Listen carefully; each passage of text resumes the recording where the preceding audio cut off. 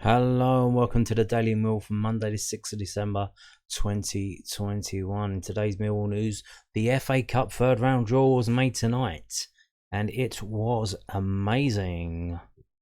Millwall drew Crystal Palace at the Den. So this is from londonnewsonline.co.uk. Millwall host Crystal Palace in mouthwatering FA Cup third round tie. Millwall will host Crystal Palace at the Den in the third round of the FA Cup. The last time the two sides met, it ended in a 0-0 stalemate in the C16 in the Championship back in April 2013. Not true. We played them in a friendly a couple of seasons ago, maybe last season, and we narrowly lost 1-0. But that was a friendly. He's talking about competitive matches, so that's fine. The Eagles went on to win promotion via the playoffs. Kevin Phillips scoring from the penalty spot to beat Watford. They've been a Premier League club ever since, so we haven't played them in the league since 2013. And that was the last time they were in this league.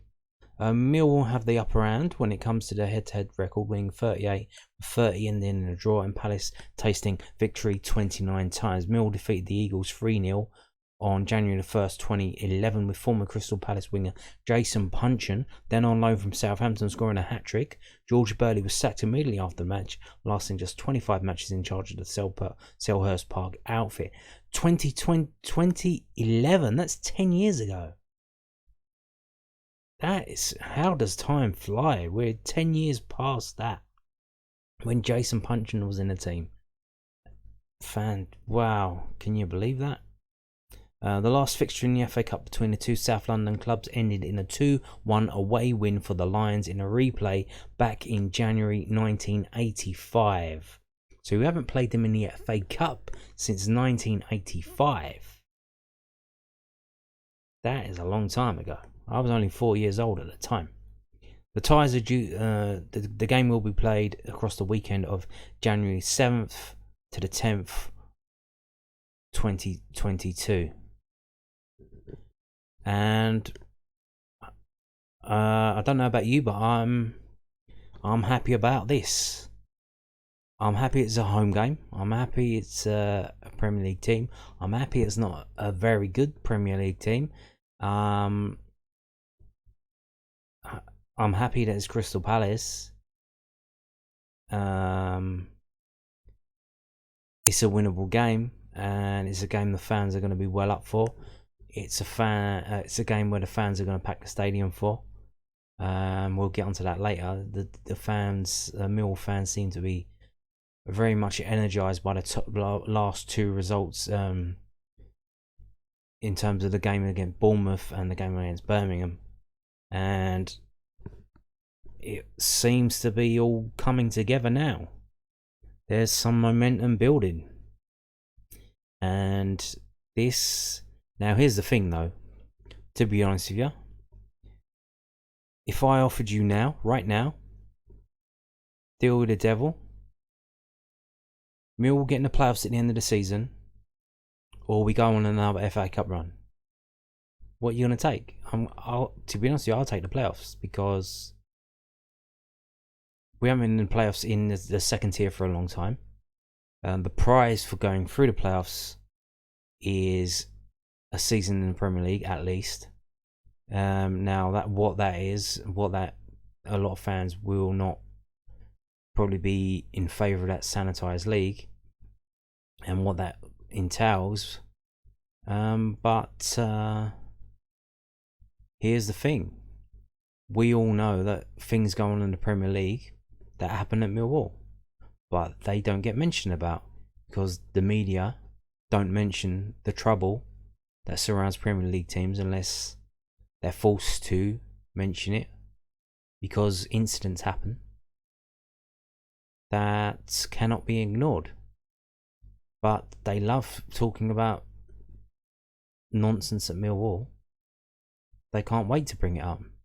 So here's the thing. If we get in the Premier League, I think they're just going to go all guns blazing, and they're just going to publish week after week, football violence is back in the Premier League, and it could undermine the whole system of vast amounts of money that that have contaminated the football at the highest level in this country. Or it could go the other way. They might actually shut the fuck up about Millwall and just spin it like, oh, Millwall, the family-friendly club and all that.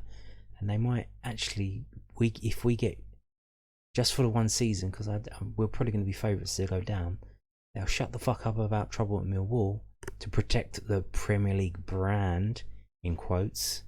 So we might get a rest from all that fucking shit, where it's completely hypocritical, where they take every opportunity to badmouth Millwall and Millwall fans and Millwall Football Club, whilst covering for the likes of Leeds United, Manchester United, Liverpool, and their fans and what they do, week in and week out, and it never gets talked about. So we will see. But I've gone on a little tangent here, but what would you do if I gave you right now a deal, playoffs at the end of the season, or another cup run? We've had cup runs. We all know that they had the cup runs. We've been to the final. We've been to semi-finals that were now held at Wembley. We don't. Do we need that again? We haven't had playoffs in this season in this league for a long while. It was either Brighton or Derby, was it? Probably the Brighton, no, Derby one. No, Birmingham. Stern John, that was in this league, wasn't it? So not since then. So 2002, that's coming up to 20 years. About time, huh? About time we got in the playoffs in this league. So, but here's the thing: the fans won't stand for you. The fans won't stand for not turning up against Palace unless Palace put out a weakened team themselves. I haven't looked at the Premier League table. I don't know their situation. If they're struggling for relegation, I imagine if they bin it off with a reserve team, I can imagine. If we put out a weakened team as well, I don't think this is not going to be that much of a problem. But even though all the fans seem up for this, and I'm up for this as well. I would want to win this game. But if you offered me a deal now, lose this game, and I'll guarantee you're getting the playoffs at the end of the season.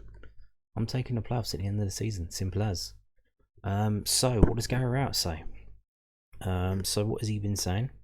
So they got him to give a comment. So they must have called him up late at night, 7 p.m.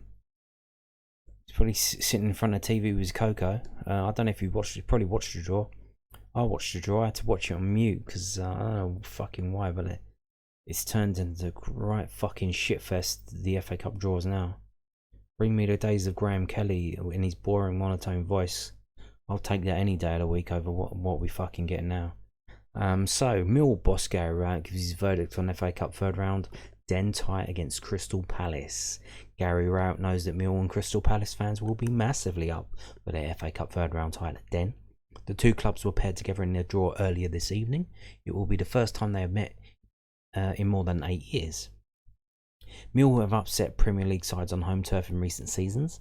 They were a League One club when they knocked out 3 top-flight clubs in the 2016-2017 season, reigning Premier League champions Leicester City, Watford and AFC Bournemouth, before a 6-0 loss at Tottenham in the last 8. They also beat Everton at the Den in 2018-19 campaign and were 2-0 up against Brighton in the quarterfinals later that year, only for the visitors to score twice in the closing stages, including a solid March goal in the 5th minute of stoppage time, and Albion won 5-4 on penalties. Rowett told the South London Press, "When you're a manager, you're looking for different types of ties. Often in the FA Cup, you're looking for a tie against a lower league team where you think you can progress, or you're looking for a home tie against a Premier League club in which you've got the atmosphere of a big game and an opportunity to try and take a big scalp. It's a good draw. Don't get me wrong, Crystal Palace are a terrific side, a top side. They've been really improving under the new manager, and they play a slightly different way to how they did in the last few seasons under Roy Hodgson. It's a big local game and the fans will be massively up for it. There won't have been a game like this for a while in terms of cup atmosphere at home. What you don't want is a team you play regularly. Everyone seems to groan when those type of ties come out. It's like Groundhog Day. anything away from that, especially a Premier League side which is local, would make it a really interesting game. It's one where you know you'll be up against it, but you relish because it is at home. Indeed, Gary Rowett. Well said. Moving on now, so we've had that FA Cup third round draw. We've also had the fourth round draw for the FA Youth Cup. Now, we haven't even bloody played the FA Cup third round yet. That's being played next Wednesday up at Bramall Lane. £3 to get in on the gate if you're interested in that. £1 concessions. So that's next Wednesday. And here we have the fourth round draw. If we win against Sheffield United, we're going to be away to Everton or Fulham. So let's have a look and see when they play. So by the time we play our game on the 15th of December, 7 o'clock kickoff, you can see it there. It seems the Everton and Fulham game would already have been played. So let's have a look and see when that is actually going to be played. So that will be played this Friday. So Saturday morning, the under-18s will know whether they get a chance to go to Everton and Fulham if they win their game against Sheffield United away, which is not an easy game in the least. So there you go, FA Cup Youth around, fourth round draw been made as well. So let's have a look here. This story came up as well regarding Danny Ballard and his knee surgery. This is from news@den.co.uk, and before we're going to get into the story, I just want to have a look on the right hand side at that table and how fantastic does that look. Millwall in 8th place, just two places off of the playoffs, 30 points. Fantastic, doesn't that look fantastic? Anyway, let's carry on with the story. So Millwall boss expecting Arsenal defender to complete season's loan despite knee surgery. Millwall boss Gary Rowett is hopeful that Danny Ballard will complete the full season with the Lions on loan from Arsenal. Ballard, 22, had surgery on his knee last week and could be out until February or March. It was a double injury blow for the Lions as Ryan Leonard needed ankle surgery and is set to be out for the same length of time. Rowett was asked after the Mills 3-1 win over Birmingham City on Saturday if Ballard's loan could be brought to an end, given he could miss the majority of the rest of the season. With a fair wind, we would expect Dan back in training around 3 months. Lenny's going to be in a similar situation, Rowett said. If you look at that, that's going into be in February. We'll have a look at the situation because they both play in the same position and it leaves us a little bit light in those areas. The expectation is he's done really well for us and we want him to come back and finish the season with us if that's a possibility. I think Arsenal have been really pleased with the loan. I think Dan has been pleased with it. At this moment in time, that will be the aim unless something changes with that. I think the operation went well and we're hoping he's fine. Lenny has yet to have his operation. Again, we hope that goes okay. It's a big blow for us. Two crucial players. The players have got to step up. That's what squads are about. It happens in the Championship. You've got to deal with it. Birmingham are having to do the same, deal with injuries, the likes of Chong. You've got to take it on the chin and deal with it and try and find ways to win games. That's why the depth of your squad is so important in this division. We've got players in those positions that can play there. You saw it today. Our back three for most of the game looked pretty comfortable. We've got other players. Piercy came on. Evo, George Evans can play in there. We're not desperate for signings, but we'll have a look at that and assess it, yeah. And I think the reason Alex Pearce came on was just for him to get the cobwebs off and get into the game again. I think they did that for that reason, to be honest, yeah. So you could see him over the next couple of games coming on as a substitute, just to get his eye back into it. Now, obviously, he's training, but games are different than training. But he's quite seasoned professional, so I'm sure he'll know what to do when he is called upon. But here's the thing: so he's going to be out till March. Now, Leonard hasn't even had his surgery yet, so the fact that you think he's going to be back in February, come on. It's going to be March, maybe pushing into April. So here's the thing. So if we do really well, we're going on a run now. We do really well, put it together. We push our way up into the playoffs. And then come March, you've got Ballard back. You can't just stick him back in a team that worked their asses off and got into the playoffs. Because if you make the change, then however good we've been so far with him in the team, if we make the change then, we're not going to be throwing the players that got us into the playoffs while he was absent. And what if you do change it and then it all goes to shit, and then Rowett's going to be people fingers pointing at Rowett, so why you change it for? So that will be a thing to watch for. And also, on the other hand, now Danny Ballard went on his first, I think his second loan at Blackpool last season, or his second loan overall, but first loan to Blackpool. He helped get them promoted from the League One playoffs. So he has pedigree in playoffs. So there's that as well. But yeah, could we see him back? So if he does come back March, by the time, if mid-March you say he's back in training and it's all going well, then you've only got about 6 games left. So unless you get in the playoffs, and you've got another couple, and maybe another 3, hopefully. But there you go. So might be worth having a look on that and seeing come March if he's back. So let's move on now to the Loanwatch. So what happened with Mill's loaned out players this weekend? So this is from news@den.co.uk. Mill Loanwatch blow as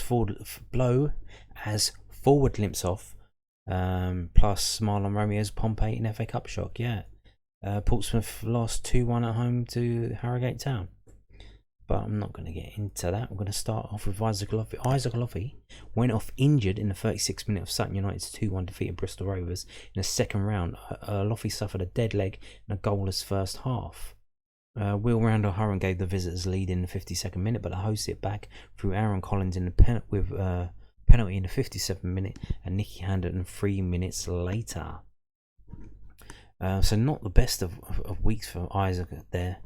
Losing 2-1 to Bristol Rovers, he went off injured in the 36th minute, and during the week, the midweek last midweek, he played in the EFL Trophy. He came off of the bench. If I can pull it up, it's this one. He got 5.9 score off of the bench, so that's not the best. But so they drew 0-0, but they won. They did win on penalties. So you can see he didn't start. He came on the 73rd minute. Donovan Wilson, and so he played 17 minutes. He missed the penalty shootout. He went to a penalty shootout. He was up to take the 5th penalty. So shows you how much confidence they have in him. And he has in himself to want to step up and take the 5th penalty. But here's the thing. So after it was 3-3 over in penalties until the 4th round of penalties, and both teams missed. Then Isaac Loffey stepped up. I don't know if they went first or second, but he missed his penalty, which was Sutton's 5th. Stevenage also missed their 5th. Then the 6th penalty for Sutton was scored, and the 6th penalty for Stevenage was missed. So Sutton ended up winning that one on penalty shootout. So there you go. So not the best of weeks for Isaac Loffey. Missing that penalty in that penalty shootout after coming off the bench, and getting injured in the next game, which was against Bristol Rovers, and it was a 2-1 defeat for Sheffield United. So hopefully not too bad. They say it's just a dead leg, so hopefully not too bad. There was better news for Dan Moss and National League Yeovil Town, who knocked out League 2 Stevenage at Ewish Park. These were FA Cup games as well, by the way. It doesn't say that there. I think Isaac Loffey's game against Bristol Rovers was an FA Cup game. This one against Yeovil Town was an FA Cup game, and it was on BBC 2 on Saturday night, I believe. 5:30 kickoff. Pretty decent crowd there, atmosphere. Really good game to watch. They knocked out League 2 Stevenage, so they knocked out the team above them. Charlie Wakefield scored the only goal 6 minutes into the second half to send Darren Sard's side through. Moss produced a brilliant diving block to deny Jamie Reid an equaliser. The players try so hard, there's so much that endears these players to the supporters. Saul said, work ethic and attitude is so difficult to come by, and then they have such fantastic spirit. It's a very small group with a lack of resources, and we pulled together players who haven't been welcomed elsewhere. They gave us that back in attitude and willingness. So there you go. Also, now they don't have it here. So this is the news at Den. We're kind of slipping here. They've only covered the weekend games. The last midweek, Dan Moss was involved in the big game against the big spenders in the league, Wrexham, owned by the Hollywood geezer, the one who plays Deadpool. Is it Ryan Reynolds? Yeah. So there's Dan Moss there, jumping. So he's got his picture on the match report. This is from BBC.co.uk. He was involved in a major turning point in the game, which you can see here. So Liam McLinden was shown a straight red card after the use of an elbow on Dan Moss during a fiery first half. So Dan Moss being involved in the game in quite a pivotal way, being elbowed in the bloody face, getting a Wrexham player sent off, which helped to Yeovil to win that game 2-0. So fantastic stuff there. Dan Moss with the assist by getting his face getting elbowed into it and getting a Wrexham player sent off. So that was last week on a Tuesday the 30th of November. Moving on to Alex Mitchell. So defender Alex Mitchell wasn't involved in Leyton Orient's 4-0 win at home to League 2 rivals Tranmere Rovers. Again. So second round. He didn't play in the first round. He didn't play in the second round. Millwall have not given permission for Alex Mitchell to play in the FA Cup, which again I find very interesting and intriguing. Could we be seeing him come back to replace Danny Ballard? And here's another thing with Danny Ballard's situation coming back in March. What if Alex Mitchell comes in and plays a blinder? You gonna want Danny Ballard back? Yeah, I don't know. But we will see. So the draw for the third round takes place on Monday night. Yes, we know that. And we know that Millwall got Crystal Palace out at home. In the National League, left-back Junior Tenzia played another full game in Dover Flex 1-0 defeat at home to Wrexham. Jordan Davies scored the only goal 6 minutes from time, and bottom side Dover's winless run this season now stands at 18. Yeah, I'm not doing too good, Dover Athletic, but they've got screwed by the league, and it's not good for them. In National League South, defender Arthur Penny's Welling United lost 2-0 at home to Eastbourne Borough. Welling are 17th in the table, and Maidstone United, where Ryan Sanders is out, they didn't have a game. I think got postponed because the other team was in the FA Cup. And Hayden Muller, St Johnstone, he hasn't been involved in the last couple of games for St Johnstone. They played at the weekend. They had a game last midweek as well. He wasn't involved in any of them. I don't think he wasn't even on the bench. I don't think so. He's kind of gone out of favour there. I don't think he's injured. So that's not good. But so there you go. Oh yeah, Alex Mitchell. So he didn't play in the FA Cup for Leyton Orient as they won 4-0 to Tranmere Rovers, but he did play last midweek in the EFL Trophy against Milton Keynes Dons, and he got 7.1 score there. And let's just have a look and see what he did in that game. So it was a 0-0, but again, I think they won on penalty shootout, I believe. He played 90 minutes. He 3 clearances, 1 block shot, 1 tackle, 1 dribbled puck, one at the instance where he got done on the dribble. Ground duels 2, and he won 1 of them. Aerial duels 3, and he won 2 of them. He lost possession 10 times. He had 40 touches. He had 24 out of 33 accurate passes, 73%. He had 10 long balls, 4 of which are accurate. So there you go, and you can see the map there, the heat map. Interesting stuff there. So, oh no, I think MK Dons won the penalty shootout there. So there you go. Interesting. So I want to finish now. So, like I said, after the performances against Bournemouth and Birmingham, the Mill fans are well up for it, and apparently outside the ground from the Birmingham game, leaving the ground, there was a queue at the ticket office, and it seems the queue was to buy tickets for this game, Peterborough United, because it is sold out. The game next Saturday is sold out on Monday, so 5 days, 6 days before the game, it's sold out. And you can see here, look at this. So this page has had 6,993 views. So you can see how well up for it the Mill fans are now. The style that we're playing now, the attacking style, which the fans had their say. Gary Rowett seems to have listened, made some changes. Maybe it's the players have listened and figured a few things out. Yeah, the fans are up for it, and it's coming through.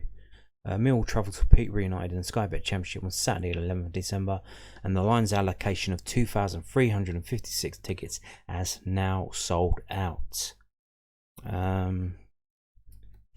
So there you go, but they're still selling coach tickets, but you can see, so 2,400 tickets sold out, and 7,000 people have come onto this page to view it. So yeah, a lot of interest in going to Mill games now that we actually attack and play some attacking football. Amazing, isn't it? Amazing, isn't it? Finishing off, this is the last thing now, don't worry, we're nearly done. So team of the week from whoscored.com, Sky Bet Championships team of the week, and Scott Malone got in the position of left back. So even though Murray Wallace was our man of the match, if you saw my video yesterday, stats video, he was actually the whoscored.com man of the match for Mill and for that game, the Birmingham game. But Malone gets into the team of the week. So there you go. Naismith and Bradley got in the two centre back positions. So for Luton Town, a lot of Luton Town players in that team. Was a Luton fan picking that bloody team? You got Adebayo, Clark, and the manager was Nathan Jones. So you got 5 people representing Luton Town there. Okay, buddy. There you go. So that's it. That is it. Thank you very much for watching this video. Goodbye.